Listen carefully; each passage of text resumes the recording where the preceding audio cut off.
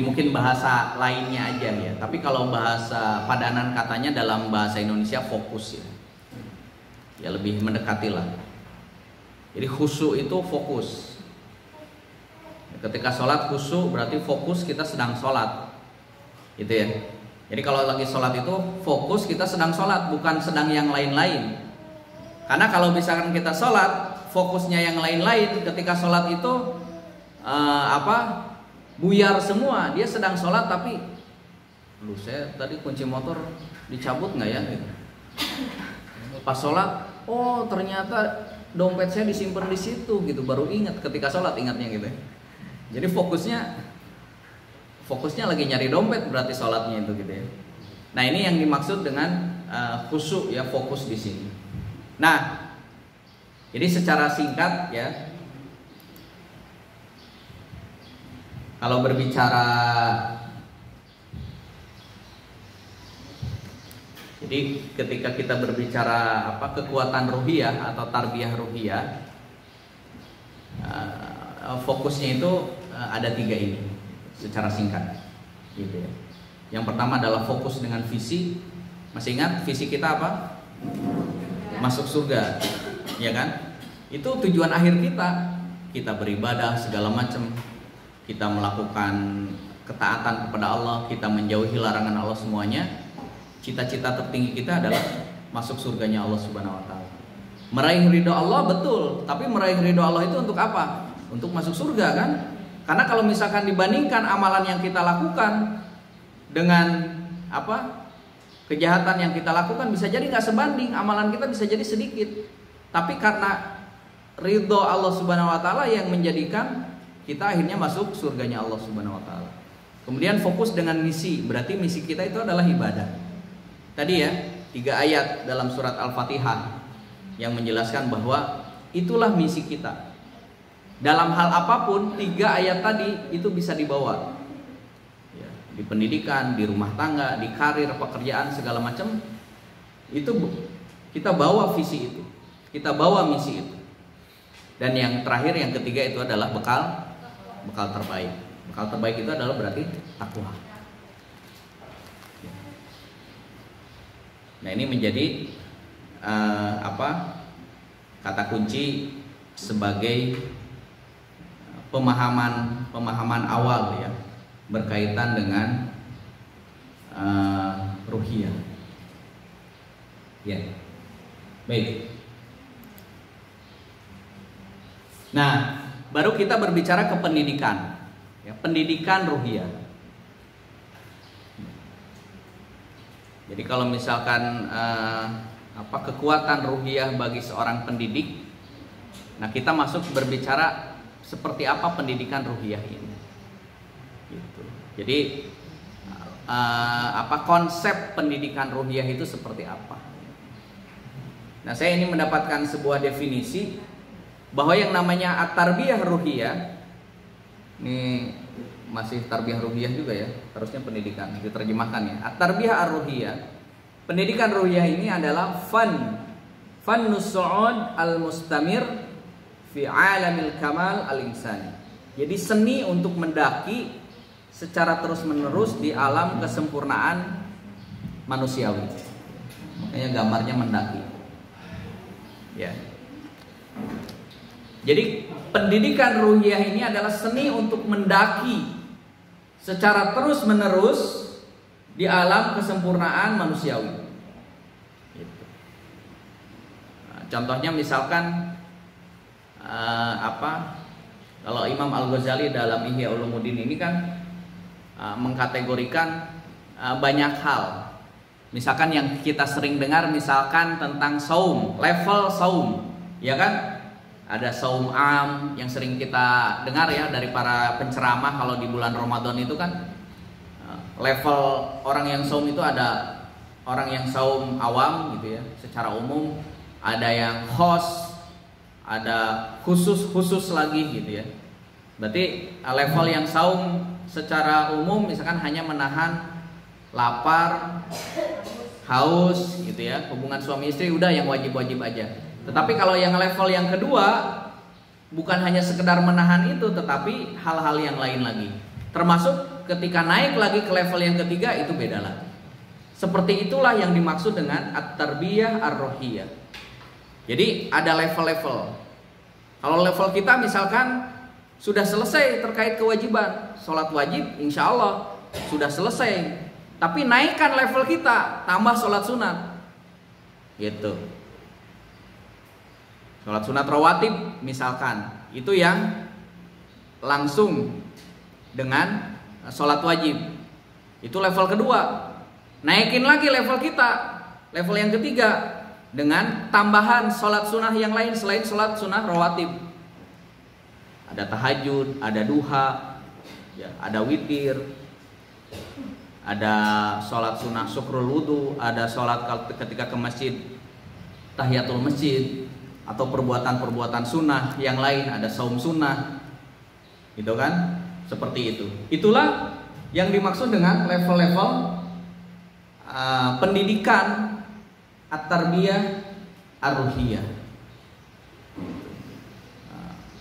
Tentu ini akan, dan secara aplikasi di lapangannya kita akan merasakan ya. Tapi setidaknya kita tidak boleh di bawah standar ini. Apalagi untuk level kita sebagai pendidik, ya. Apa sih sebenarnya standar kita? Standar kita itu ya tadi minimal misalkan mengerjakan sampai di level 2 gitu. Kalau level 1 berarti ya tidak ada bedanya kita sebagai pendidik dengan orang-orang umum. Setidaknya di level ini, setidaknya kita minimal di level 2. Nah ini yang perlu memang saling mensupport ya satu sama lain. Dengan adanya pembinaan rutin dan lain sebagainya, ini adalah untuk tadi menjaga ini. Makanya diulang-ulang bahasa dalam surat Al-Fatihah itu kan ihdinas siratal mustaqim itu kan diulang-ulang. Kenapa? Karena ini kita di level mana nih pekan ini? Jangan-jangan pekan ini kita di level 1 gitu ya. Baca Quran lewat, sholat tahajud tidak ada, duha lewat, sholat wajibnya juga sering terlambat. Sholat subuh apalagi sekarang karena jam 4 baru bangun jam 5 gitu kan. Nah itu berarti pekan ini kita di level mana nih? Jangan-jangan levelnya bukan level 1, di bawah 1 gitu. Nah ini sebagai cambuk bagi kita bagaimana untuk kita bisa minimal kita itu di level 2 gitu, terkait dengan kondisi ruhiyah kita. Level 2 itu apa? Berarti kita sudah mengamalkan selain yang wajib. Itu level 2. Level 3 berarti yang sunnahnya juga sudah sunnah-sunnah yang memang jarang dilakukan oleh orang pada umumnya. Nah itu level 3, beda lagi. Baik. Nah ini ada sebuah perkataan ya di antara manusia, Hasan al-Banna, hanya sedikit yang beriman, dan di antara yang beriman hanya sedikit yang beramal, dan di antara yang beramal hanya sedikit yang berdakwah, dan di antara yang berdakwah hanya sedikit yang sabar, dan di antara yang sabar hanya sedikit yang benar-benar sampai ke akhir perjalanan. Ya, ya seperti naik gunung lah ya. Naik gunung peserta 100 misalkan. Ya, nanti yang sampai tujuan, nyampe puncak berapa? Apakah 100? Enggak. Saya pernah terakhir itu di Kuningan, Ciremai. Gunung Ciremai itu dingin. Saya terakhir ikut itu sebelum Covid. Itu pesertanya berapa orang ya saat itu. Nanti di jalan itu ada yang kakinya sakit, ada yang nggak kuat, ada yang tiba-tiba darah tinggi gitu kan, kolesterolnya naik segala macam gitu kan. Iya. Jadi sama seperti kalau yang sekolah ya, sekolah itu misalkan dari mulai SD kelas 1 sampai dia lulus kelas 6, apakah utuh sesuai ketika penerimaan waktu kelas 1? Enggak kan? Ya. Ada penurunan, misalkan kelas 1 itu muridnya berapa? 50. Sampai nanti lulus kelas 6 SD itu apakah 50? Bisa jadi tidak 50. Dan kebanyakan yang saya tahu masuk berapa, ketika lulus itu berapa. Karena di perjalanan itu tadi ada yang keluar, ada yang apa segala macam. Seperti itulah sunatullah dalam perjalanan yang panjang ini. Ya sebagaimana tadi. Ya. Makanya bahasa-bahasa Al-Qur'annya itu adalah ihdinas siratal mustaqim. Terus diulang-ulang. Ya, sudah mulai lemah lagi, ada penguatan lagi, gitu. Rutin. Makanya salah satu hikmah sholat 5 waktu itu kan begitu. Ya. Jadi itu kurikulum sebenarnya, kurikulum yang dibuat oleh Allah Subhanahu wa taala kepada kita untuk apa? Supaya ruhiyah kita setiap hari stabil. Sholat subuh, nanti sebentar lagi kita sudah mulai lupa, sudah lupa dengan tujuan visi kita, tujuan akhir kita lupa, diingatkan lagi, nanti ada sholat zuhur. Setelah sholat zuhur, kita beraktivitas lagi, diingatkan lagi sholat asar. Terus seperti itu. Kalau laki-laki pekanan itu ada sholat Jumat, diingatkan lagi. Sholat Jumat itu konten-konten isi khutbahnya kan tentang takwa dan lain sebagainya. Ya, oke. Makanya dari ini di sini Abu Bakar ya berdoa, ini diantara sunnah yang dilakukan oleh Abu Bakar itu doanya Allahumma ja'alni minal khalil. Ya Allah, jadikan aku itu yang sedikit. Yang sedikit itu apa? Yang tadi yang nyampe tujuan. Karena tidak semua nyampe tujuan akhir ternyata. Maka dalam salah satu sunnah doa Abu Bakar As-Siddiq ini, beliau itu mendoanya ini, Allahumma ja'alni minal khalil. Ya Allah, jadikan saya itu dari kelompok yang sedikit itu, kelompok yang lulus, gitu. Terus dalam surat Al-Waqi'ah ya, Sullatun minal awwalin wa qalilum minal akhirin. Segolongan besar dari orang-orang yang terdahulu dan segolongan kecil dari orang-orang yang kemudian. Gitu. Ya. Baik. Ya, Bapak Ibu yang dimuliakan Allah Subhanahu wa taala. Kita sampai jam berapa? Ya. Berarti nanti ada tanya jawab gitu ya. Oke, berarti saya nanti persingkat supaya nanti ada tanya jawab ya. Lebih kepada mungkin berbagi pengalaman ya, sharing aja, bagi pengalaman bagaimana kondisi kita untuk mempertahankan supaya ruhiyah kita sebagai pendidik ini bisa tetap stabil. Kenapa? Karena ini akan berpengaruh ya, berpengaruh. Kalau ruhiyah kita sedang turun, ngajar anak-anak bagaimana? Ruhiyah kita sedang turun, kalau ngajar anak-anak seperti apa? Bawaannya? Seperti kita aja, saya ya, bukan kita, saya aja. Kalau misalkan di pekerjaan sedang banyak inilah deadline, target, apalagi sekarang ya di akhir tahun biasanya ada evaluasi segala macam. Ketika pulang ke rumah itu yang jadi korban biasanya siapa? Anak-anak ya, akhirnya kita jadi cepat emosi segala macam gitu ya. Nah itu sebenarnya naik turun itu ternyata pengaruh-pengaruh itu juga gitu ya. Baru setelah sadar, setelah kejadian, iya ya, kenapa saya begitu kan? Kenapa saya harus marah-marah gitu kan? Itu kan bukan salah anak saya, ini salah saya. Karena misalkan di pekerjaan sedang banyak deadline, karena di akhir tahun banyak evaluasi segala macam gitu. Nah, Bapak Ibu yang dimuliakan Allah Subhanahu wa taala, itulah kekuatan kita sesungguhnya dalam menjalani aktivitas kehidupan kita, termasuk atau terkhusus lagi kita sebagai pendidik. Gitu. Nah, sebagai pendidik ini memang sangat-sangat luar biasa. Ya. Apalagi yang kita hadapi adalah anak-anak yang memang masa-masa emas ya namanya itu ya. Golden age gitu ya. Masa-masa emas dari mulai TK, PAUD dan SD. Ini guru SD aja atau semua? TK ya. Yang TK coba angkat tangannya. TK ya. TK nggak ada bapak-bapak ya? Ada ya? Wah luar biasa. Ada. Kalau di Ashifa nggak ada.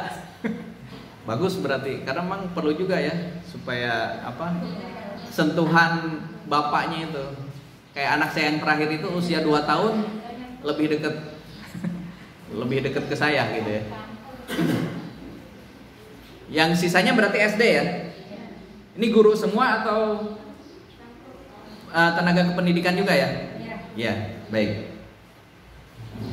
Nah, Bapak Ibu yang dimuliakan Allah Subhanahu wa taala, ternyata kekuatan ruhiyah kita kata kuncinya adalah untuk apa? Untuk ini ya. Nah, ini.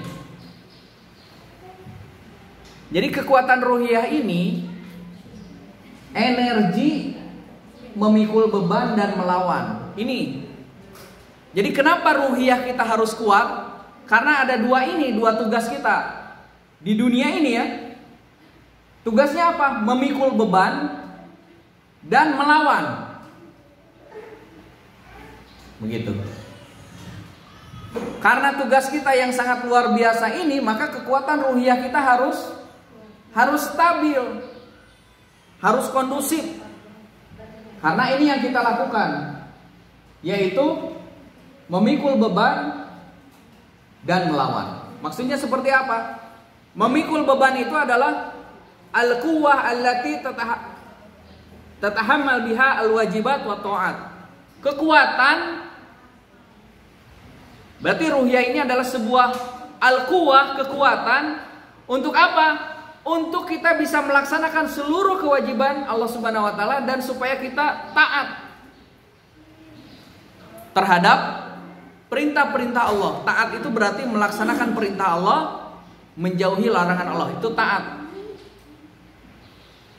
Ya. Kenapa sekarang kita bisa konsisten dengan kewajiban kita?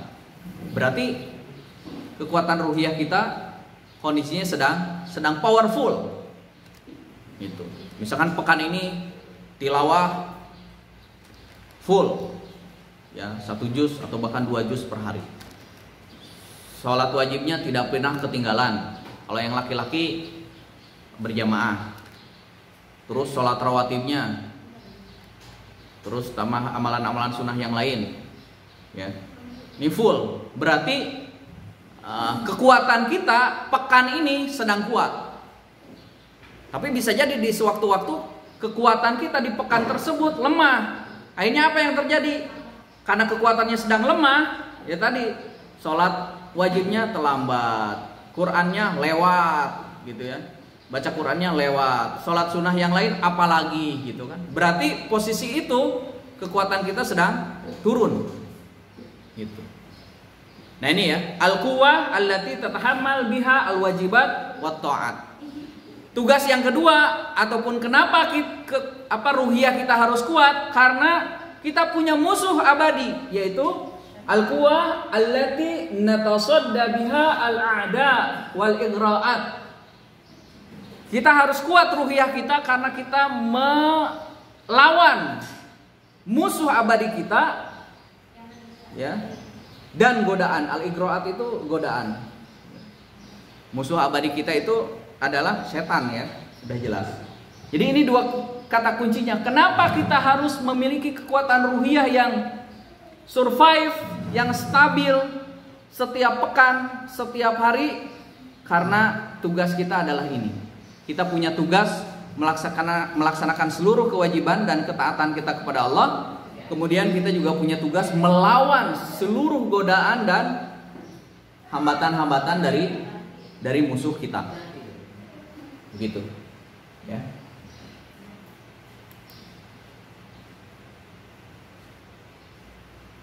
Nah, ini penjelasan detailnya ya.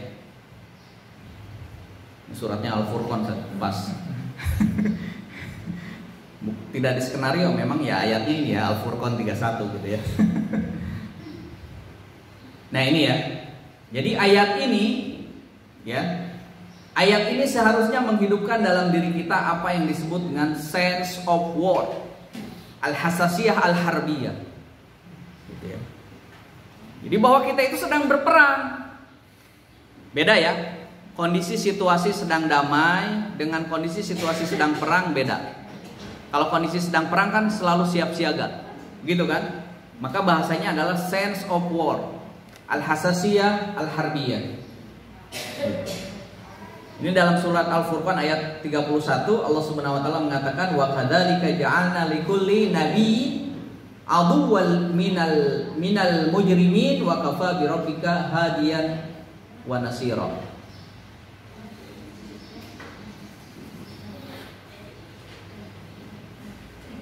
Ya. Nah ini penjelasannya ya. Jadi tidak ada seorang pun yang saya kasih warna merah, tidak ada seorang pun yang bisa melepaskan diri dari keadaan mempunyai musuh ini. Siapapun. Wa kadzalika ja'alna likulli nabi aduwwan. Sampai nabi pun. Kita nabi bukan, sahabat bukan, tabi'un tabi'in juga bukan. Kita generasi akhir zaman. Apalagi kita gitu ya. Sampai nabi pun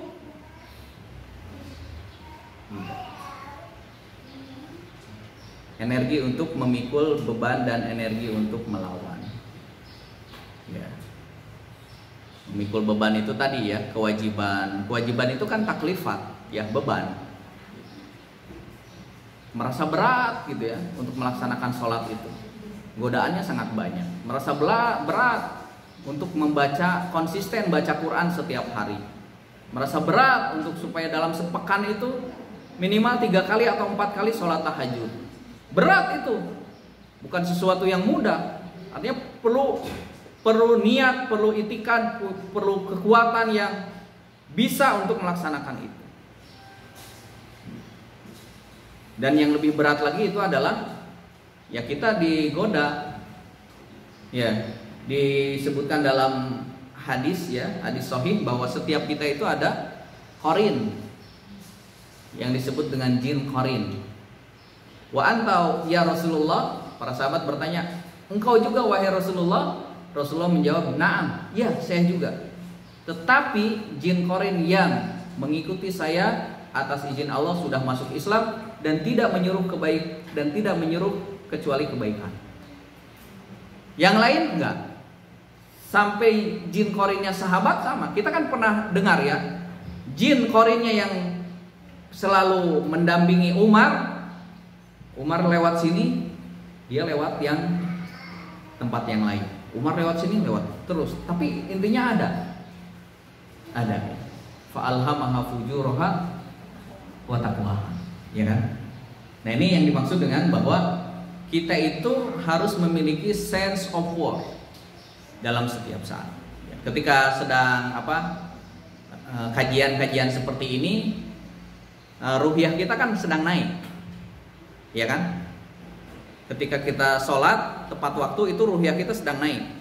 Tapi selesai sholat, makanya yang kesurupan jin itu rata-rata yang sedang kosong, ngelamun, tarik gitu ya, kahayang aya,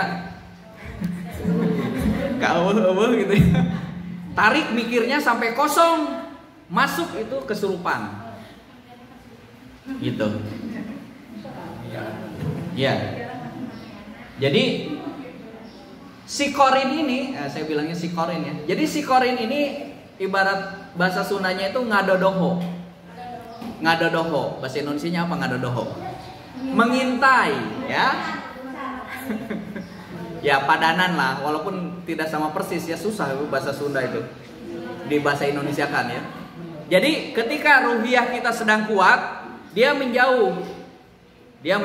Kita baca Quran, dia menjauh. Tapi ketika ruhiyah kita sedang lemah, dia mendekat. Dia melakukan bisikan-bisikan. Yuwaswisu fi sudurin nas. Sebagaimana dalam surat An-Nas. Akan melakukan bisikan-bisikan untuk apa? Supaya kita melakukan kemaksiatan. Gitu. Itu kondisi kita sedang lemah, dia mendekat. Kondisi kita sedang kuat, dia menjauh. Dan terus seperti itu. Gitu. Kan seperti ada dalam riwayat yang lain ya, hadis sahih, ada 2 jin yang dialog ya. Jin, kenapa kamu kok bajunya bagus gitu kan, gemuk, berseka gitu, putih bersih gitu kan. Tapi yang satu lagi, kamu kok kucel gitu, kusut gitu kan, kecil gitu kan, cekung gitu kan, kayak ceking. Ya kan? Pas ditanya, iyalah manusia yang saya dampingi ketika makan dia tidak baca doa. Akhirnya saya ikut makan. Saya kan jadi sehat seperti ini kan, gemuk gitu kan. Ketika pakai baju dia nggak baca doa. Akhirnya saya juga ikut dong pakai baju. Dan nauzubillah ketika dia hubungan suami istri dia nggak baca doa, saya ikut juga dong. Begitu.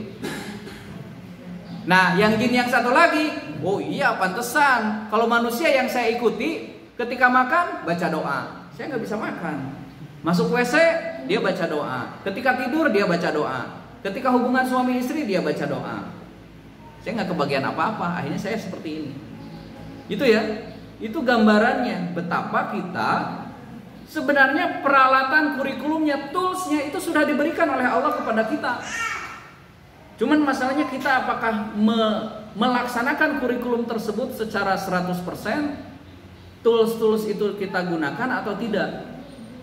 Ya, kadang gitu ya, makan buru-buru kan, makan lapar, pokok untuk baca doa kan, untuk bismillah, minimal kan bismillah gitu kan, bismillahirrahmanirrahim, udah jin korin yang mengintai kita terus, mendampingi kita terus itu dia nggak bisa ikut makan. Tapi kalau kita nggak baca doa, dia ikut makan. Gitu. Misalkan, kenapa ketika kita masuk kamar mandi kita harus baca doa, Allahumma inni a'udzubika minal khubusi wal khobais, supaya ketika kita masuk kamar mandi kita buka pakaian kita, aurat kita tidak bisa dilihat oleh jin itu. Ainul jin namanya. Tapi kalau kita tidak baca doa, berarti aurat kita dilihat oleh jin.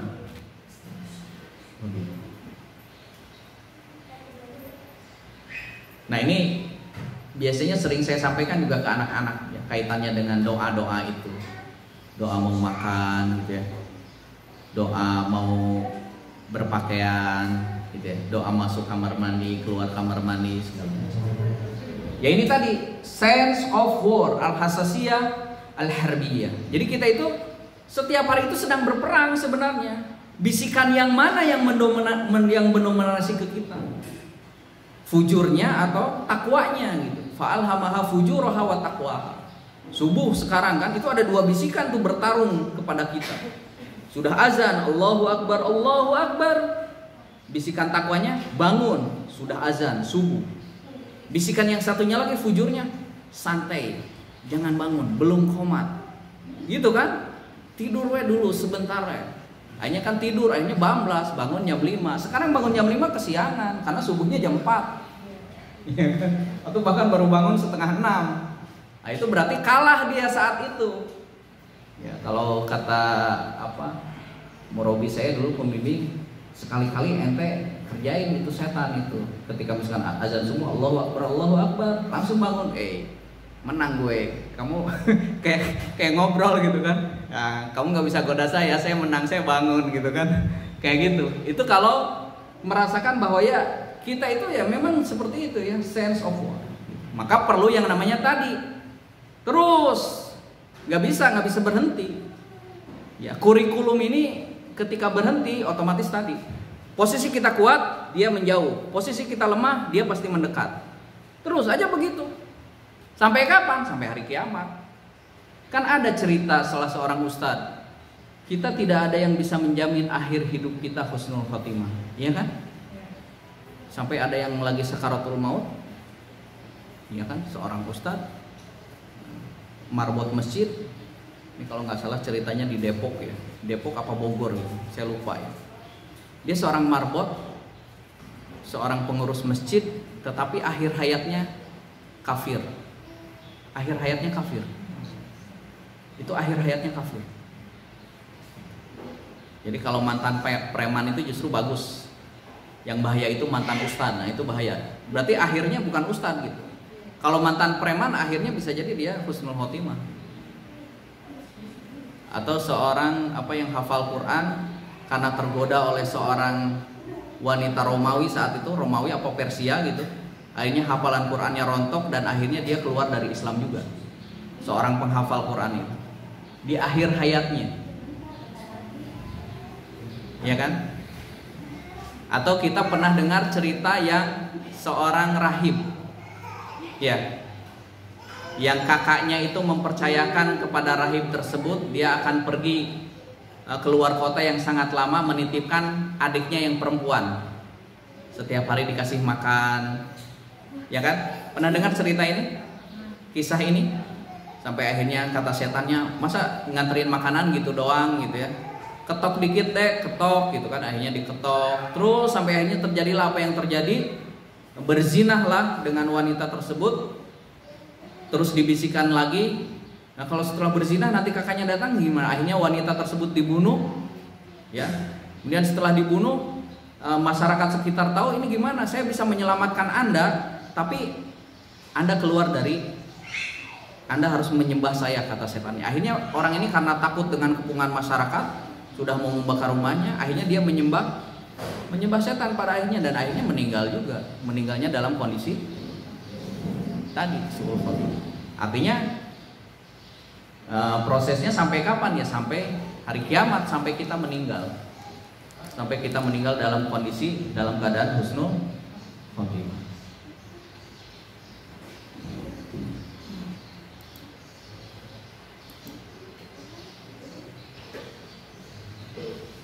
Ini sudah ya, sudah saya jelaskan tadi 3 level.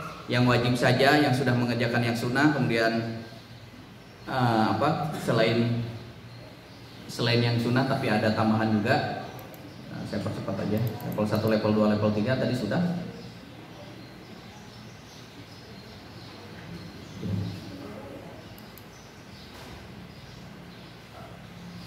Nah, selanjutnya saya masuk ke doa ini ya, zikir yang kaitannya dengan 2 keadaan yang dihindari manusia. Kaitannya tadi bahwa kita itu sedang berperang ya. Jadi yang paling kita hindari 2 keadaan ini. Yang pertama adalah beribadah, yang kedua itu adalah berperang.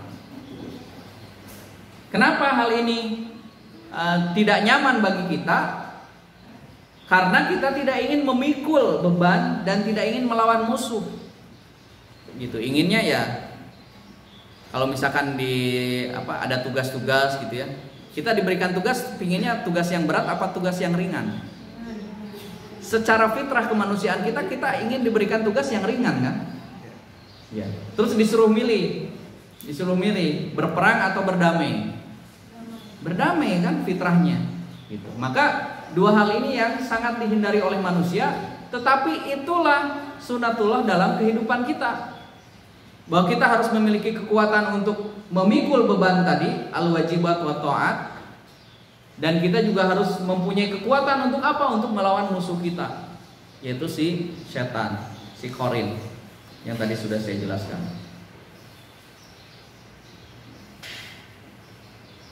Ya.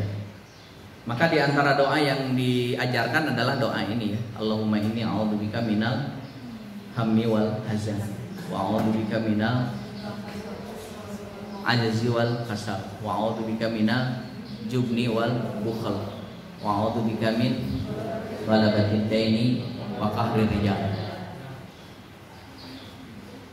Ini doa kita kan bahwa kita itu supaya kita diberikan kekuatan. Oleh siapa? Ya oleh Allah Subhanahu wa taala. Dari 2 kondisi yang secara fitrah kemanusiaan pasti menghindar gitu. Dari kondisi tersebut. Gitu. Ya. Nah, kita lihat ya ini artinya. Kira lewat artinya. Nah, ini penjelasan singkatnya ya seperti ini dari doa ini. Kenapa yang pertama misalkan Allahumma inni a'udzubika minal hammi wal hazan. Sedih. Hammi itu gelisah ya. Gundah gulana, sering ngalamun, galau, apalagi wal hazan, sedih. Dan inilah racun yang menjadi sumber kerapuhan ruhiyah. Jadi yang ngelamun itu galau. Ya, yang sering ngelamun gitu ya. Itu sesungguhnya lemah. Sehingga puncaknya itu adalah bisa yang terjadi di kalangan orang-orang yang putus asa sampai akhirnya melakukan bunuh diri ya. Minum racun gitu ya. Seperti itu. Jadi sampai melakukan hal-hal yang nekat dan itu di luar batas kemanusiaan. Jadi ini sangat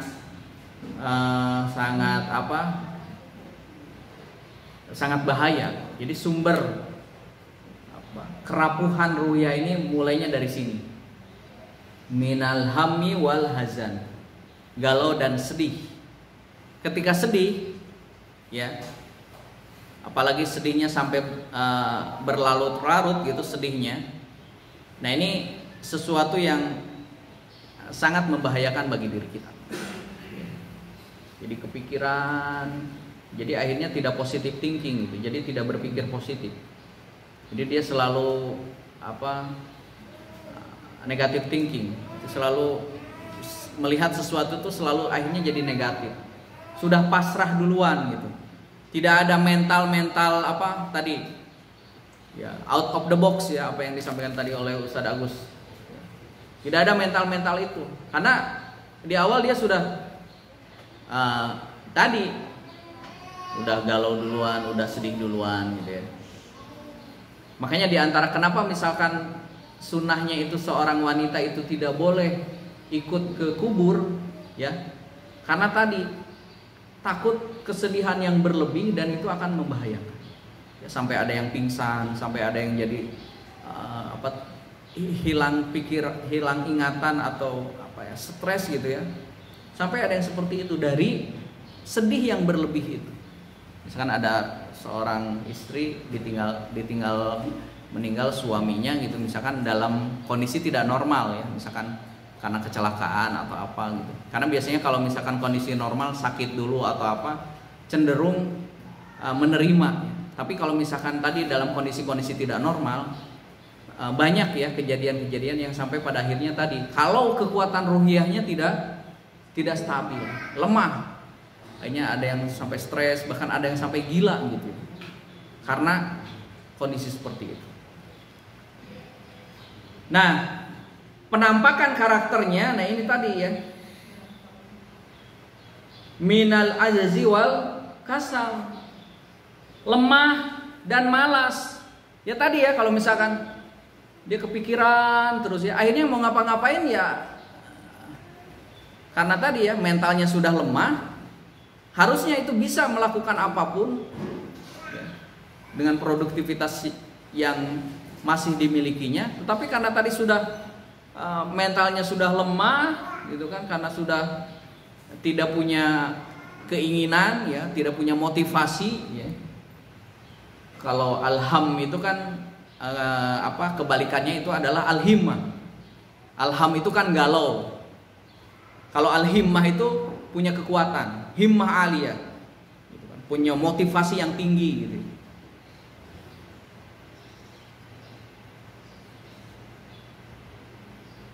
Kemudian yang ketiganya apa?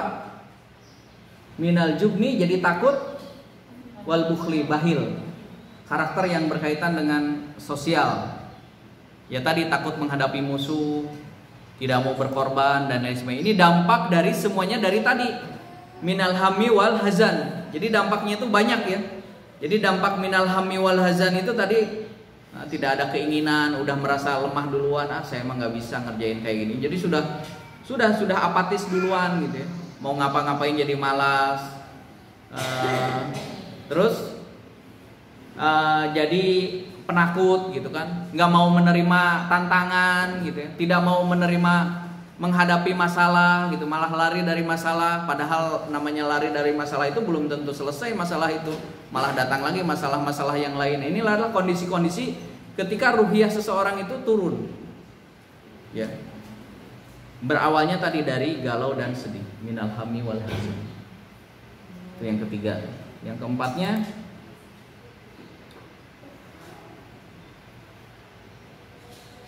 ghalabatid daini wa qahrir rijal. Ya, ini kaitannya dengan ketergantungan ekonomi ya. Ghalabatid daini ini adalah terlilit hutang ya. Pinjol segala macam ya. Dan tidak punya eksistensi ya. Wa qahrir rijal. Jadi qahr ini merasa hina gitu. Qahrir rijal, al-qahr ini hina. Hina-hina, tidak punya wibawa sedikit pun gitu ya. Ya kan kalau orang yang hutang itu kan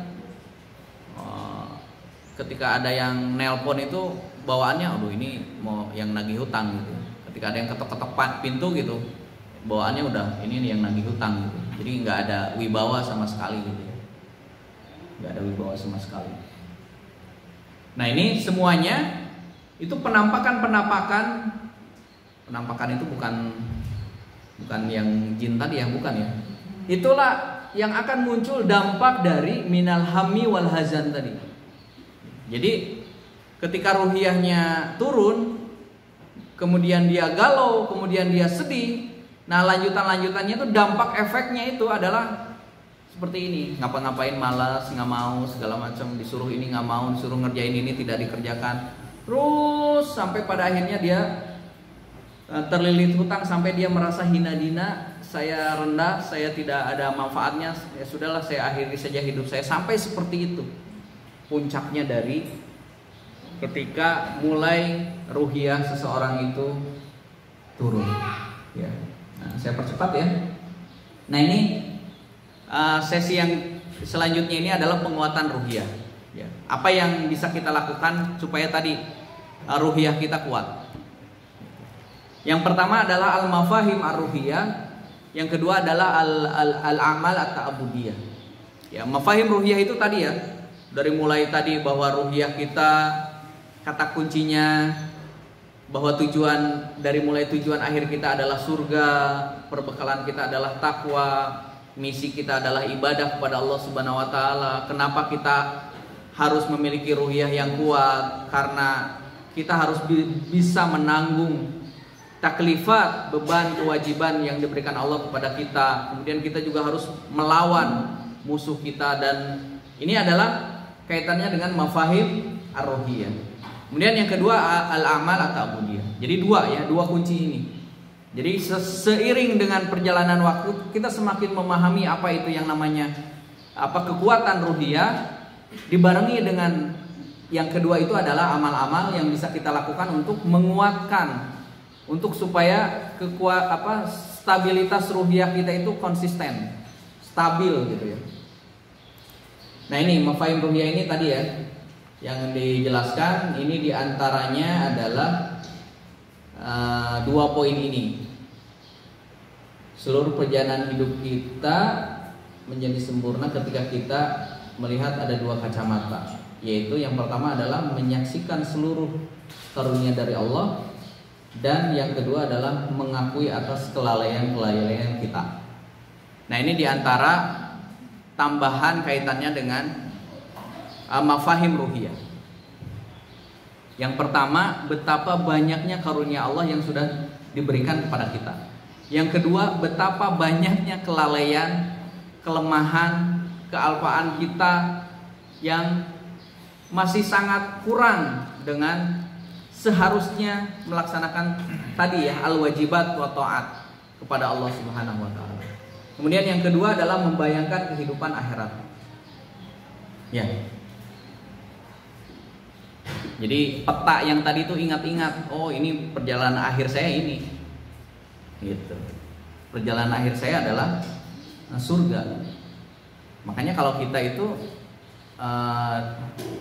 yang dimaksud fid dunya hasanah wa fil akhirati hasanah tadi ya, bahagia di dunia dan di akhirat itu maksudnya orientasinya adalah tetap akhirat. Sehingga yang dimaksud fid dunya hasanah, bahagia di dunia ini bagi kita berbeda dengan yang dimaksud dengan bahagia di dunia orang-orang kafir sana, di luar sana. Beda. Sehingga ketika ada 2 kondisi, kita memprioritaskan bahagia di dunia atau memprioritaskan bahagia di akhirat, pasti kita akan lebih memilih memprioritaskan bahagia di dunia, di akhirat. Ya kan? Seperti itu. Jadi ada 2 kata kunci ya, yaitu yang pertama adalah ini Ibnu Taimiyah ya, yaitu kita bersyukur atas seluruh karunia nikmat Allah yang sangat banyak kepada kita. Yang kedua, kita merasa bahwa kekurangan-kekurangan kelalaian kita itu sangat banyak gitu, sehingga malu gitu. Seperti keinginan gitu. Saya ingin masuk surga tapi amalan-amalan saya sedikit. Tapi saya juga nggak mau masuk neraka gitu, karena saya nggak kuat gitu masuk neraka gitu. Kayak gitu ya istilahnya. Nah, misalkan salah satu contoh saja. Bagaimana kita membayangkan akhirat? Ini bisa kita lihat dalam surat Al-Mutaffifin. Ya. Ulaika annahum mab'usun liyaumin 'adzim yauma yaqumun nas lirabbil alamin. Apa yang terbayang, yang tergambar oleh Bapak Ibu, Ustadz-ustadznya semuanya ketika membaca surat ini? Atau potongan ayat ini, ayat 4, 5, 6.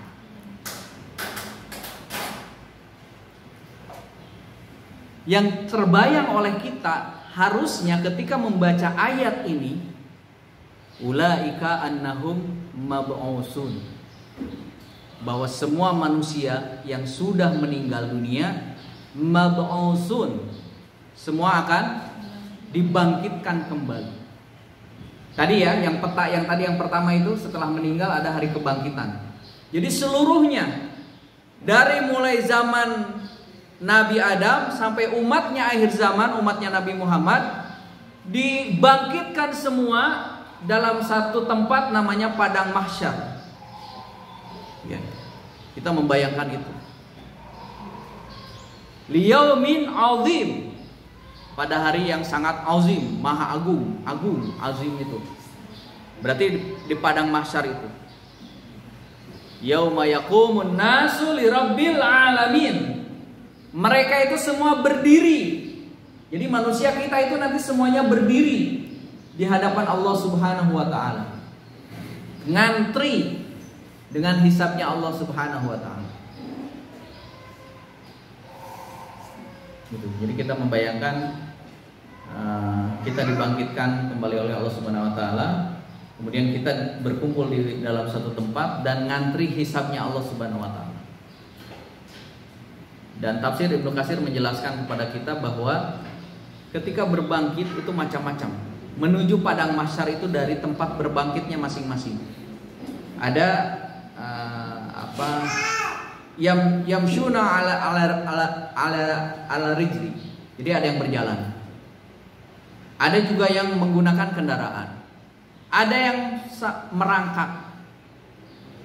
Ada yang merangkak sampai ada yang memang kepalanya di bawah, kakinya di atas. Dan itu 4 yang tadi itu menunjukkan kategori amal orang-orang tersebut. Nah, jadi yang tadi yang berjalan mungkin level 1 gitu ya. Standar ruhiyahnya yang level 1 itu tadi jalan. Tapi kalau yang pakai kendaraan, berarti itu bisa jadi level 2 atau level 3. Tapi yang merangkak tadi berarti kewajiban aja tergopoh-gopoh gitu. Tapi kalau yang tadi misalkan kebalik, yang kepalanya di bawah, sampai dijelaskan dalam tafsir Ibnu Katsir, ketika yang kepalanya di bawah itu dia nyari-nyari pilih-pilih jalan yang halus gitu. Karena kalau yang jalan yang tidak rata, wajahnya jadinya sakit gitu. Jadi berdarah-darah wajahnya. Itu bisa jadi adalah orang-orang yang memang melakukan banyak kemaksiatan di dunia. Sampai seperti itu. Sampai padang mahsyar semua tenggelam dengan keringatnya masing-masing. Karena di padang mahsyar itu kan tidak berpakaian.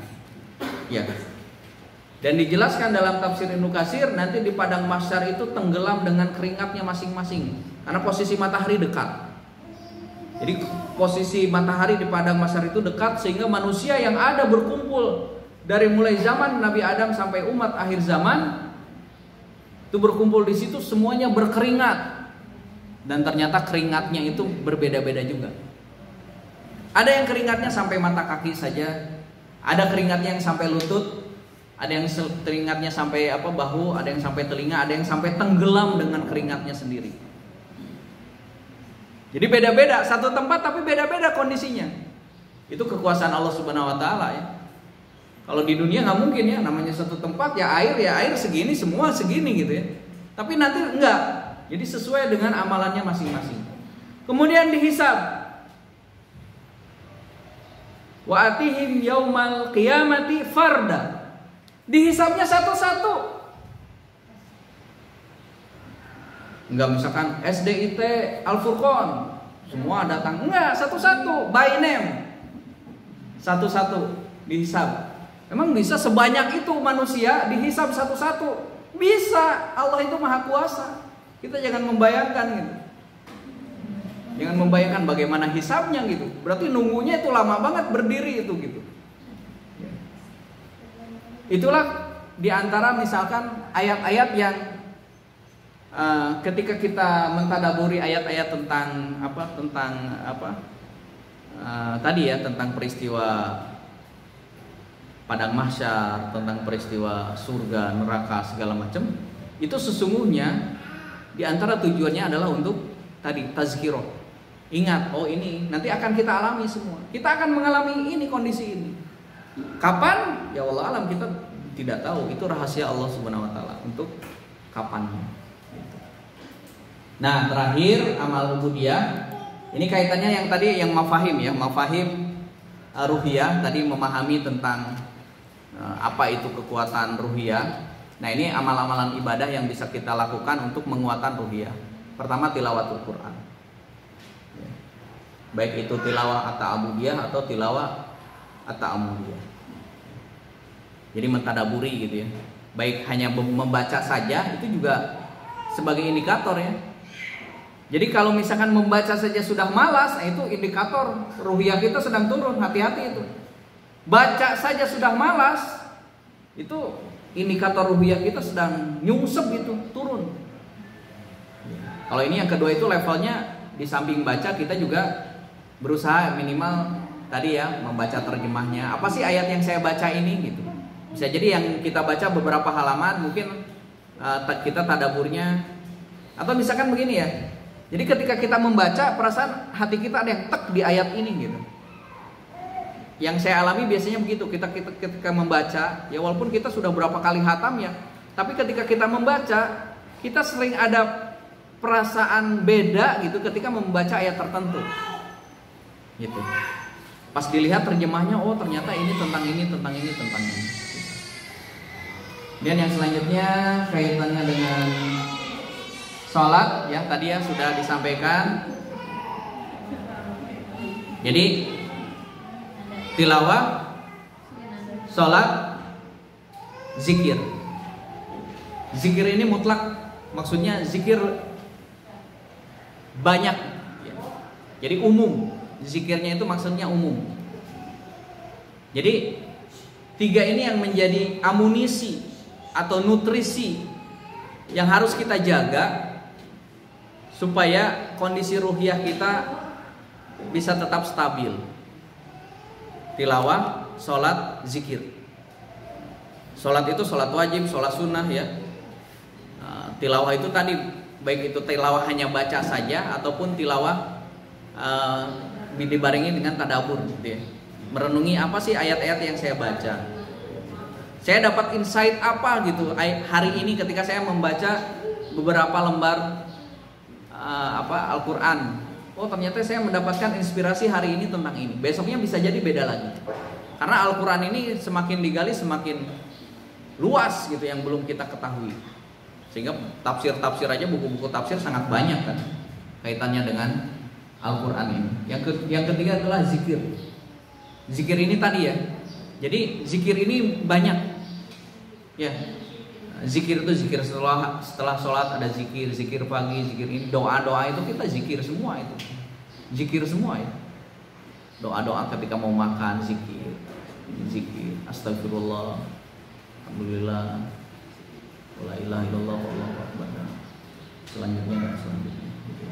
Ya, ini semuanya perlu apa ya? Ya sama ya, maksudnya ini kan nasihat buat saya pribadi ya, khususnya gitu, buat saya pribadi sama-sama saling menguatkan tentang ini. Nah yang terakhir, ini yang terakhir ya. Nah ini amal unggulan di fase kehidupan kita. Itu silahkan. Jadi para sahabat itu mencontohkan masing-masing itu punya amalan unggulannya masing-masing. Iya kan?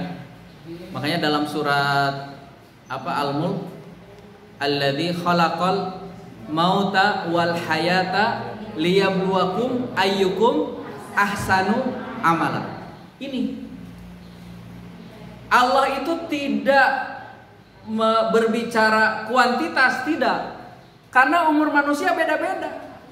Bisa jadi usianya ada yang hanya sampai 20, ada yang sampai 30, ada yang sampai misalkan 65, ada yang bahkan sampai 90. Jadi Allah itu tidak berbicara aksaru amala, banyaknya amal, tidak. Tapi Allah itu berbicara ahsanu amala. Amalan unggulan apa yang bisa kita banggakan nanti di hadapan Allah Subhanahu wa taala. Para sahabat suatu ketika dikumpulkan, siapa yang hari ini sudah bersedekah? Abu Bakar paling duluan angkat tangan. Siapa yang hari ini sudah menjenguk orang yang sakit? Abu Bakar angkat tangan.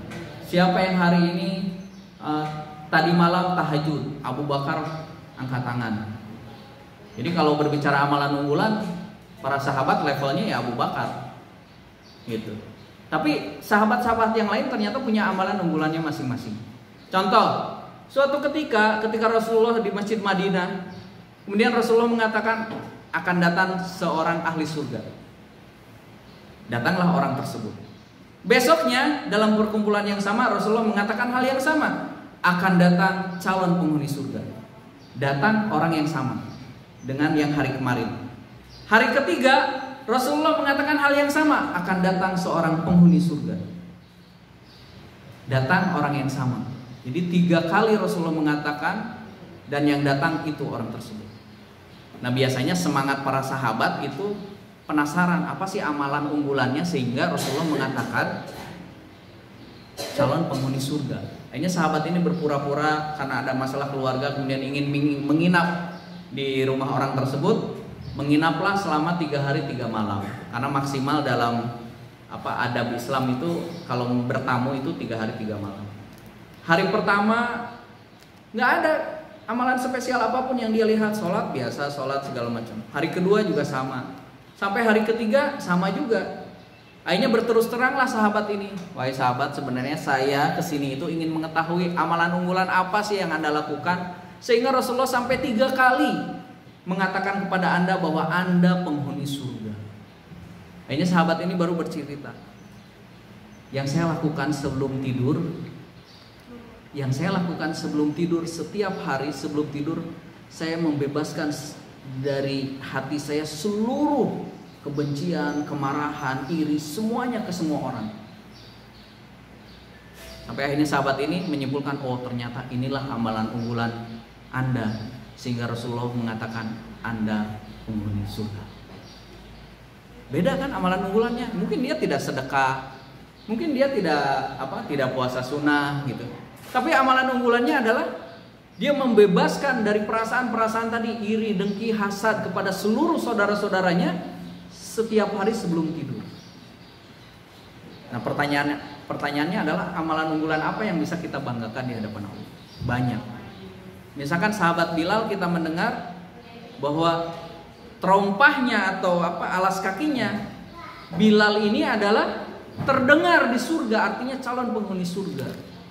Ketika ditanya amalannya apa, ternyata mendawamkan, merutinkan sahabat Bilal selama hidupnya setelah masuk Islam tersebut adalah sholat sunnah 2 rakaat setelah wudhu. Maka dalam fikih disebut syukrul wudhu. Itu amalan unggulan sahabat Bilal yang rutin dilakukan, ya, sehingga disebutkan dalam hadis Rasulullah, suara sendalnya terdengar di surga. Gitu. Nah, pertanyaan kita kembali lagi, apa yang bisa kita, misalkan kita sekarang kondisi sebagai pendidik, tenaga kependidikan di Al-Furqan, bisa jadi itulah amalan unggulan kita nanti di hadapan Allah Subhanahu wa taala. Ketika kita mengajar, kita ikhlas, kita menganggap bahwa anak-anak kita yang kita ajarkan adalah generasi terbaik, ya, yang nanti akan bermanfaat ketika nanti misalkan dia melakukan kebaikan-kebaikan, bermanfaat bagi masyarakat, bagi keluarganya, masyarakat, bahkan bangsa. Bisa jadi kita mendapatkan amal jariahnya karena kita pernah ibaratnya sedikit banyak memberikan bimbingan kepada anak-anak kita. Sekarang kita membayangkan seperti itu dan yang hal-hal yang lainnya. Tapi intinya adalah bahwa itulah yang dicontohkan oleh generasi pertama Islam. Khalid bin Walid itu bacaan Qur'annya tidak terlalu lancar. Ya, diceritakan. Hafalannya juga tidak terlalu banyak, sedikit hafalannya. Karena Khalid bin Walid ini adalah dia amanahnya adalah menjadi panglima perang. Jadi perang sampai akhirnya tadi artinya tidak semua para sahabat itu memiliki amalan unggulan yang bermacam-macam. Kecuali bisa jadi tadi yang sahabat-sahabat utama ya, Abu Bakar gitu kan, Umar dan yang lain. Tapi sahabat-sahabat yang lain adalah dia secara kewajiban standar, tapi ada 1-2 amalan yang menjadi unggulan sahabat-sahabat. Mempunyai spesialisasinya masing-masing seperti itu. Nah, ini yang bisa kita ambil hikmah dan pelajarannya. Demikian ya Bapak Ibu, Ustaz-ustaz yang dimuliakan Allah Subhanahu wa taala yang saya sampaikan. Kalau ada waktu bisa ya ada sesi tanya jawab, maka ya, ini sudah 1,5 jam ya, 1,5 jam. Nanti kalau misalkan ada hal yang mau ditanyakan dipersilakan. Demikian. Assalamualaikum wabillahi taufiq wal hidayah. Assalamualaikum warahmatullahi wabarakatuh. Jazakallahu Pak Ustaz yang sudah menyampaikan materinya pada hari ini. Baik, berkaitan dengan materi yang tadi disampaikan, apakah ada yang mau bertanya? Door prize sudah. Ya bohong, enggak. Lanjut tuh. Saya presnya doornya doang. Enggak bohong. Bismillahirrahmanirrahim. Assalamualaikum warahmatullahi wabarakatuh. Saya mau bertanya Pak Ustadz perihal yang tadi oleh Pak Ustadz paparkan. Saya pribadi merasa banyak sekali kekurangan yang amalan-amalan yang harus dikerjakan untuk mencapai yang level-level itu ya Pak Ustadz. Bagaimana sebagai seorang muslimah Pak Ustadz, ini kan saya terbenturnya oleh ridho suami Pak Ustadz. Pengen semangat seperti itu, baca Qur'annya, terus amalan-amalan yang lain, tapi ini berbenturnya dengan keriduan suami. Karena kalau masih lajang, istilahnya masih ridho ibu bapak yang diutamakan. Tapi setelah berumah tangga ini pada ridho suami. Nah, bagaimana cara ininya Pak Ustadz mengatasi seperti hal ini? Dan satu lagi, bagaimana caranya untuk meningkatkan ruhiyah kita, di mana kita istilahnya dalam level bawah untuk memilah apa dulu yang harus dilakukan oleh seorang muslimah. Itu aja Pak Ustadz. Terima kasih. Wassalamualaikum warahmatullahi wabarakatuh. Mau satu-satu Pak Ustadz? Atau ditampung dulu? Lanjut langsung aja. Oh, langsung aja. Pak Ustadz. Ya, saya ikut aja, ikut membawa acara. Ya, bismillah wassalatu wassalamu ala rasulillah. Yang pertama penjelasan tambahan tadi ya, walladzi yang alladzi khalaqal mauta wal hayata. Kenapa misalkan disebutkan tadi khalaqal mauta? Jadi yang disebutkan dalam Al-Qur'an itu adalah kematian dulu. Wal hayata baru kehidupan. Karena akhir tujuan kita itu adalah nanti kehidupan. Kehidupan di mana? Kehidupan di surganya Allah Subhanahu wa taala. Makanya Al-Qur'an itu menyebutnya itu khalaqal mauta wal hayata. Jadi akhir kita itu nanti hidup, bukan mati ya. Jadi mati itu, kematian di dunia ini bukan akhir segalanya. Tapi itu adalah jembatan untuk menuju ke kehidupan yang abadi. Kehidupan abadi di mana? Di surga. Kalau tujuan kita. Nanti ada yang abadi di surga, kalau orang-orang kafir berarti abadi di neraka. Itu ya. Jadi di dunia ini sementara. Kehidupan abadi itu nanti di surga. Nah, kemudian yang kaitannya tadi saya sudah sampaikan al-quwwah allati tatahammal al-wajibat wa ta'at. Yang pertama ya. Jadi kekuatan ruhiyah ini dua. Yang pertama adalah untuk supaya kita kuat dalam menanggung beban kewajiban dan ketaatan kepada Allah. Ya kan? Nah, seorang istri taat kepada suami itu masuk ke dalam kategori tadi al-wajibat wa ta'at. Ya, bisa jadi amalan unggulannya itu bukan yang tadi ya. Bukan membaca Qur'annya, bukan Bisa jadi amalan unggulannya adalah ketaatan seorang istri kepada suami. Selama suaminya tidak memerintahkan pada hal-hal yang misalkan musyrik atau maksiat. Selama hal-hal yang mubah, itu berarti sebagai amalan unggulan seorang istri pada suami. Itu yang pertama. Walaupun semangat tadi itu juga tetap aja dibarengi itu, tapi proporsinya mungkin lebih proporsional. Saya juga pingin pingin belajar pingin juga banyak baca Al-Quran, pingin juga. Ya itu silahkan, artinya itu tidak dibatasi, silahkan. Artinya nanti kaitannya dengan manajemen waktu. Tapi proporsinya. Tapi bukan berarti ketika kita taat kepada suami itu bukan sesuatu yang masuk amalan unggulan itu, bukan. Itu juga masuk. Persepsi kita harus juga masuk bahwa taatnya seorang istri kepada suami masuk kepada kategori amalan unggulan. Yang masuk kategori tadi al-wajibat wa ta'at. Kewajiban dan ketaatan kita kepada Allah. Dengan cara apa? Dengan cara kita taat kepada suami. Ya. Nah, itu posisinya. Karena dalam fikih itu ya tadi betul ya. Dalam fikih kalau seorang istri taat kepada suami, ya. Nah, termasuk kalau misalkan ada perintah antara dari orang tuanya sama suaminya, kalau seorang istri itu kan posisinya adalah dari suami dulu, sebelum dari orang tuanya. Tapi kalau orang suami, ketika ada perintah dari orang tua sama istri, dari mana dulu kalau suami? Dari orang tua dulu. Begitu ya? Ya? Pekerjaan. Di sekolah misalnya kan. Ada kondisi ini mungkin satu sisi yang tanyakan kan sama yang tanyakan. Jadi namanya yang harus kita pilih di saat ketika kita harus kan kita anak punya tanggung jawab ke sekolah. Sementara suami mungkin ada gini bukan karena konten.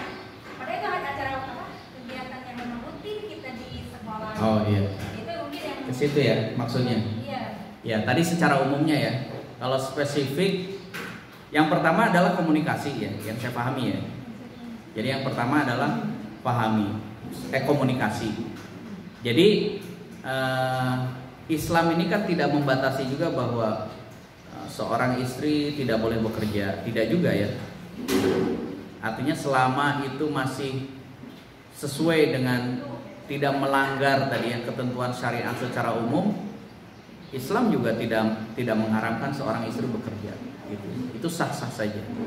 Nah kemudian kaitannya nanti dengan apa tadi ketika bekerja, otomatis bekerja ya di sebuah lembaga, berarti ada keterikatan kan di situ ya, keterikatan antara hak dan kewajiban sebagai seorang pegawai atau sebagai seorang pendidik di sebuah lembaga pendidikan.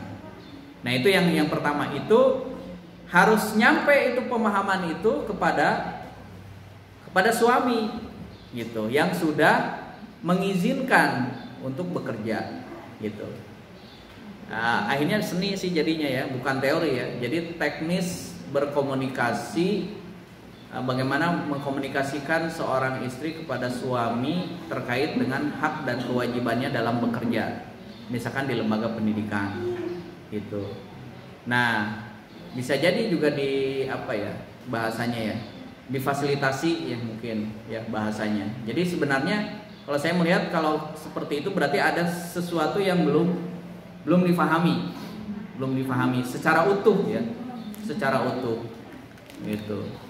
Misalkan kalau misalkan itu di jam kerja, ya itu kan hak dan kewajiban melekat di jam kerja tersebut. Ya. Nah kalau di luar jam kerja, memang itu nanti beda lagi. Ya, walaupun biasanya kalau namanya di sekolah-sekolah kita itu banyak juga ya kegiatan-kegiatan yang memang dituntut memang juga di luar jam kerja. Tetapi kalau hal seperti itu bijaklah seorang pimpinan jadinya menyesuaikan ya situasi kondisi dengan SDM-nya tersebut. Jadi bisa jadi kalau yang dilibatkan misalkan yang di luar jam kerja memang yang mempunyai keluangan waktu kayak gitu ya, itu teknis di manajerialnya gitu ya. Tapi yang tadi sih lebih ke itu Bu ya, mudah-mudahan jadi lebih kepada komunikasi antara seorang istri dengan suami yang tentu saja ini kan istrinya terikat dalam sebuah jam kerja gitu kan, ada hak dan kewajiban ya. Saya memahami seperti itu. Lebih detailnya memang harus ini ya. harus apa ya? Secara umum ya, kalau ini kan secara umum. Begitu ya, mudah-mudahan bisa ketangkap jawabannya. Wallahu a'lam bishawab. Ada lagi yang mau bertanya? Oh iya, satu lagi mungkin ya. Yang kedua pertanyaannya. Oh, yang kedua itu pertanyaannya. Sholat dulu, tilawah dulu, apa tadi? Meningkatkan ruhiyah dari Ruhiyah, itu pertanyaannya. Iya. Betul nggak? Bagaimana meningkatkan gitu ya? Bagaimana meningkatkan ruhiyah katanya gitu Pak. Kalau kita berada di level yang terdepan. Oh iya. Yang pertama urutannya yang tadi ya. Yang pertama berarti yang wajib dulu Bu. Ya, yang wajib dulu. Misalkan sholat berarti sholat wajib. Ya. Nah, kemudian untuk meningkatkannya berarti tidak hanya sekedar wajib, tambah yang sunnah. Misalkan dalam sholat itu kan ada sholat sunnah rawatib. Ya. Baik itu qobliyah sebelum sholat wajib ataupun ba'diyah setelah sholat wajib, begitu. Jadi tetap ya urutannya tetap yang paling atas itu adalah wajib. Ya, jangan sampai ada orang yang duhanya rajin karena pingin kaya, sholat wajibnya tara, nah itu salah itu. Gitu. Ayo we duha gitu kan, duha 4 rakaat ngadoa. Tapi sholat zuhur enggak, sholat subuh enggak, yaitu keliru itu ya. Jadi tetap urutannya yang wajib tetap. Jadi yang wajib-wajib itu menjadi prioritas utama. Itu menjadi standar minimalnya yang wajib itu. Itu kayak tadi misalkan kewajiban seorang istri terhadap suami. Itu kan yang pertama, kewajiban sholat, kewajiban puasa wajib Ramadan gitu ya. Kewajiban zakat kalau yang sudah nyampe nisab gitu ya. Nah, itu kewajiban-kewajiban rukun Islam tuh. Masuk semua. Nah, baru yang selanjutnya adalah ditambah dengan yang sunnahnya. Misalkan sholat wajib tambah sholat sunnah rawatib. Terus seperti itu. Nanti ada tambahan-tambahan sholat sunnah yang lain, ada tahajud segala macam. Seperti itu Ibu, wallahu a'lam bishawab. Bapak mungkin pertanyaan terakhir ya. Bismillahirrahmanirrahim. Sebelumnya terima kasih atas waktunya. Saya Mulyati mau bertanya Pak. Sebelumnya tadi mau tanya tentang boleh nggak sih kita nyalahin jin korin tadi ya Pak? Kalau misalnya ketika kita lagi futur gitu, atau misalnya kita benar-benar lagi down banget ketika sama ruhiah kita yang nggak mau ngerjain apa-apa gitu, kan itu ada kaitannya nggak sama jin gitu. Terus boleh nggak gitu ketika kita nyalahin jin itu gara-gara gini gitu, jadi kayak gini gitu. Terus yang kedua lebih ke tadi pembahasan yang pertama tentang pendidikan karakter sih Pak.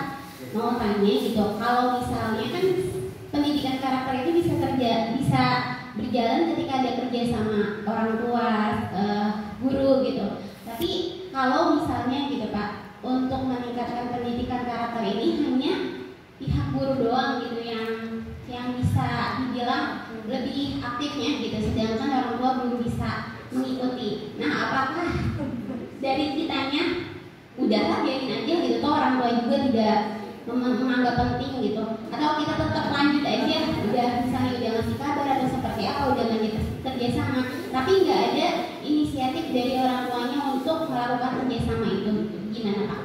Itu aja sih, terima kasih. Assalamualaikum warahmatullahi wabarakatuh. Waalaikumsalam. Waalaikumsalam. Pertanyaan yang pertama, yang jelas standar minimalnya tidak meninggalkan yang wajib, itu yang pertama ya. Jadi sefutur-futurnya kita ya, dalam kondisi ruhiyah kita sedang turun ya,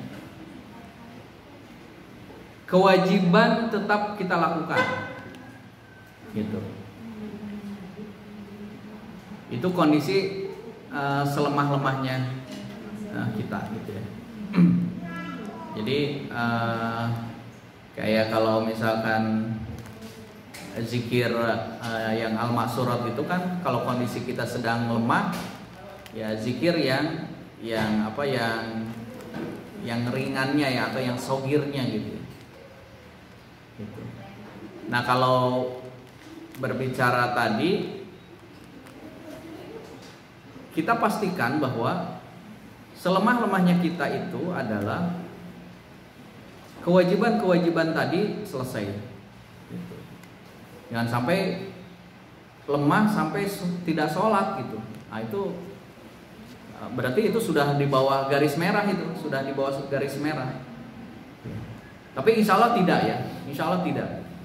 Selemah-lemah kita itu adalah biasanya di posisi kita tidak mengamalkan amalan sunnah ya.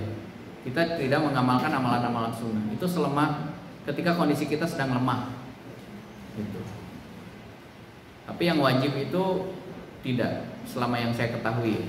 Jadi tetap, kecuali memang tadi ada memang tekanan ataupun ada masalah apa segala macam, bisa saja ya, tapi itu jarang terjadi. Karena apa? Karena tadi sebenarnya di pendidikan ini kita mempunyai lingkungan yang sangat kondusif, saling menguatkan. Jadi bersyukurlah Bapak Ibu, Ustadz Ustazah semuanya yang berada di lingkungan pendidikan seperti ini.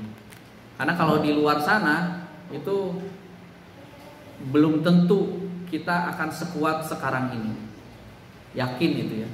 Makanya orang tua juga tadi, pertanyaan yang kedua itu, kenapa orang tua itu mengamanahkan kepada kita?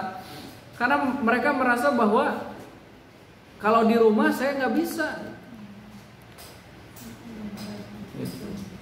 Makanya mengamanahkan orang tua itu mengamanahkan anak-anaknya, putra-putrinya sekolah di tempat kita. Kenapa? Karena merasa bahwa saya sibuk, saya dua-duanya kerja, saya pulang kerja capek, setelah itu bawaannya kalau capek emosi. Tapi saya menginginkan anak-anak saya tumbuh dengan baik, tumbuh menjadi anak-anak yang soleh, yang solihah. Maka saya memilih sekolah ini dengan tujuan tadi. Nah, berarti kewajiban kita sebagai pendidik di sekolah ini adalah bagaimana mewujudkan atau mengejawantahkan dari keinginan-keinginan orang tua tersebut sesuai dengan tujuan dari sekolah. Gitu. Itu selesai itu. Nah, bagaimana Ustaz tadi? Berarti ada komunikasi memang. Ya mungkin sebagian orang tua ada yang sudah paham ya terkait dengan bagaimana pertumbuhan karakter, kaitannya dengan segala macam gitu ya. Nah, ini seiring berjalannya waktu memang bertahap, dan di antara caranya juga adalah komunikasi ataupun penyamaan visi misi atau persepsi antara sekolah dan orang tua. Nah, ini harus dilakukan ya caranya misalkan dengan ada semacam pertemuan dengan orang tua, atau misalkan lebih ke personal ya, misalkan ada quotes ataupun pesan-pesan inspiratif misalkan yang dibagikan di grup orang tua. Itu sesungguhnya juga cara-cara yang bisa dilakukan untuk tadi supaya nyambung tuh. Karena memang betul kalau hanya di sekolah saja, di rumah tidak support gitu ya, akan berat ya, sekolah akan berat. Tapi kalau misalkan tadi satu sama lain saling mensupport, karena kan ya pendidikan kan 3 ya, sekolah, rumah, sama lingkungan kan sebenarnya gitu ya. Nah, untuk menjembatani itu ya kita melakukan upaya-upaya, kegiatan-kegiatan yang tadi disampaikan out of the box ya, out of the box. Tujuannya adalah supaya tadi pemahaman kaitannya pendidikan karakter di sekolah juga bisa ditransformasikan pemahaman tersebut ke orang tua yang mengamanahkan putra-putrinya di sekolah ini. Nah, caranya bagaimana? Itu silakan pikirkan caranya gitu ya.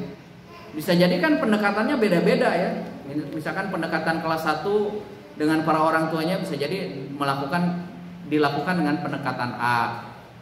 Kelas 2 misalkan beda lagi pendekatannya dengan B. Kelas 3 seperti itu, dan selanjutnya. Intinya adalah bagaimana tujuan kita supaya tadi pemahaman terkait dengan pendidikan karakter yang selama ini berjalan di sekolah, kegiatan-kegiatan yang dilakukan di sekolah ini tertransformasi pemahamannya juga kepada orang tua murid-murid kita itu. Nah, caranya bagaimana? Yaitu silahkan. Karena kalau cara nanti relatif ya, kalau berbicara. Tapi kalau tujuan sepakat. Tapi kalau cara bisa jadi berbeda-beda karena melihat situasi dan kondisi dari kelasnya masing-masing, ataupun situasi, kondisi, ataupun karakter dari orang tuanya masing-masing. Itu akan berbeda dan tidak akan sama ya. Sepengetahuan saya atau berdasarkan pengalaman saya selama ini, nggak bisa disamakan. Jadi memang punya ini masing-masing gitu.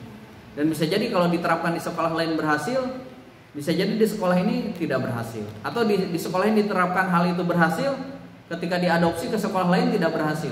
Bisa jadi seperti itu. Karena tadi sumber daya, situasi, segala macam itu yang menjadi pembeda, menjadi berbeda. Nah, sehingga mudah-mudahan kita terus diberikan semacam taufik ya, taufik atau basiroh ataupun inspirasi-inspirasi yang bisa dilakukan untuk apa? Untuk tadi mencapai tujuan-tujuan yang ingin kita capai. Sangat dinamis untuk di lapangannya. Seperti itu, Ibu. Wallahu a'lam bishawab. Saya kembalikan lagi pada pembawa acara.